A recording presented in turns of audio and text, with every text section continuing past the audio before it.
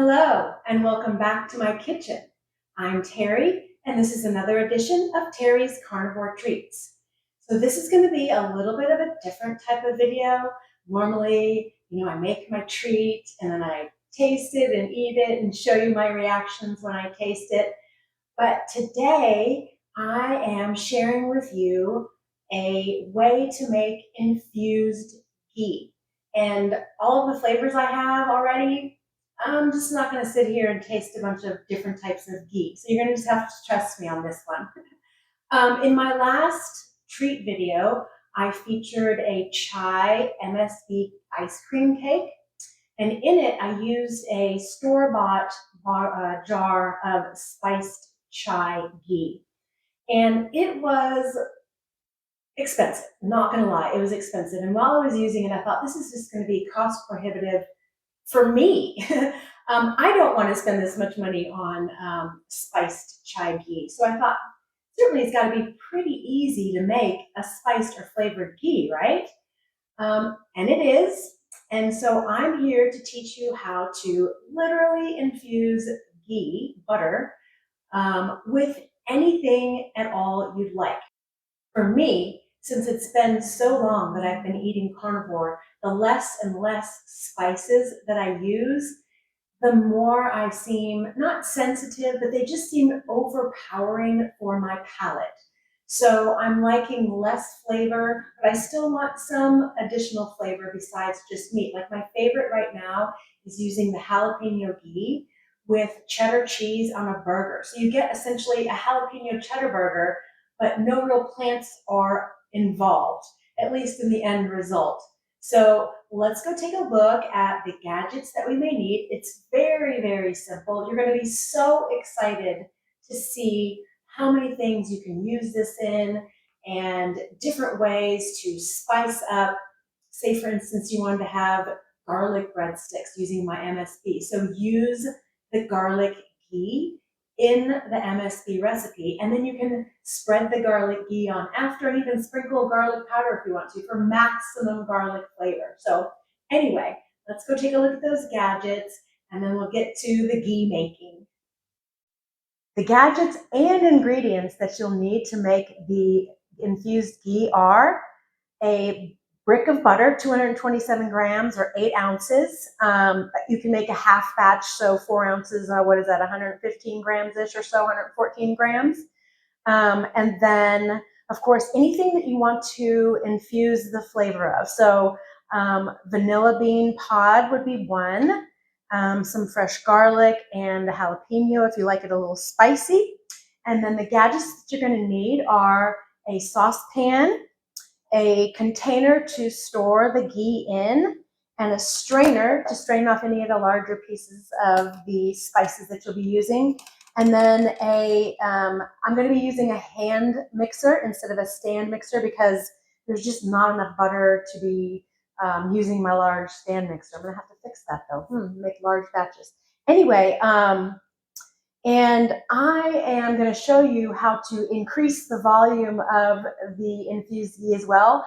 I whip all of mine when I'm done, which is why I've got my hand mixer out. So with a little bit of extra arm strength and time, you can increase the volume a little bit, due to whipping and make it a lighter spread as well.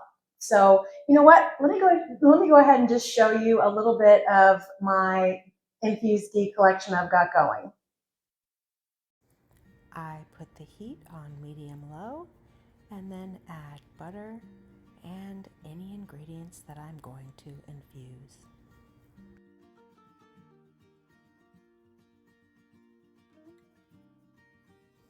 As you can see, I've sped the video up.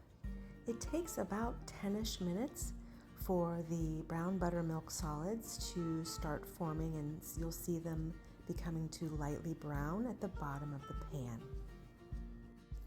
I don't go much longer than that because I am not a fan of the flavor of a little bit darker milk solids in this application.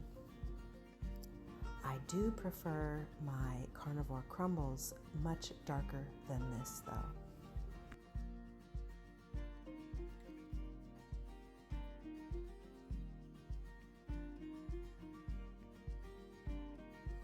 Here you can barely see those browned milk solids at the bottom of the pan.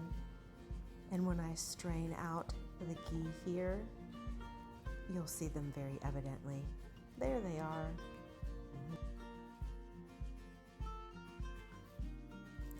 Here's another quick demonstration using fresh jalapeno.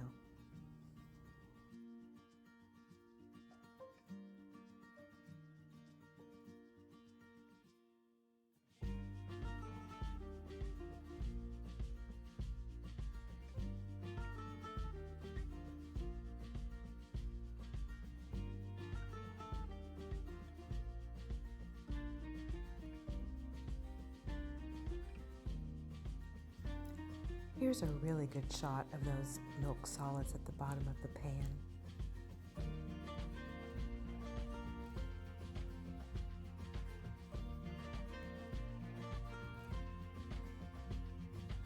I use about a 2-inch piece of vanilla bean.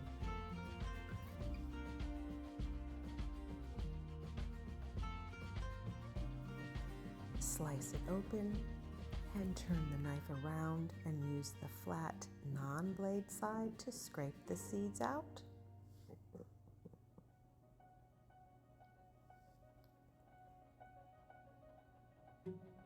And then toss everything in the pan with the butter.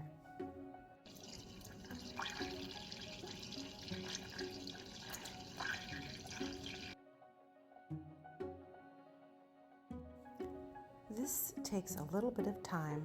You'll see me whipping it for a little bit and then resting my arm and then whipping it and resting. But it's well worth it in the end. And sometimes, depending on the room temperature, you may have to let it sit and set for a while before it is not runny anymore.